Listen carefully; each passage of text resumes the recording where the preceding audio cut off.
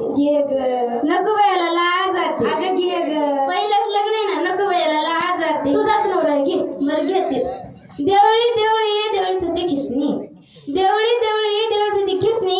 हा कांच्या गेला संडासलेला डुकराने दिली ढुसणी. सोन्याचा पाया त्याला रेशमाचं दाव. सोन्याचा पाया त्याला रेशमाचं दाव. आगा आगा अक्षरा मी संडासला गेलं तुला कसं गठावं. हांडार हांडे 32 हंडे. हांड्यार हांडे 32 हंडे.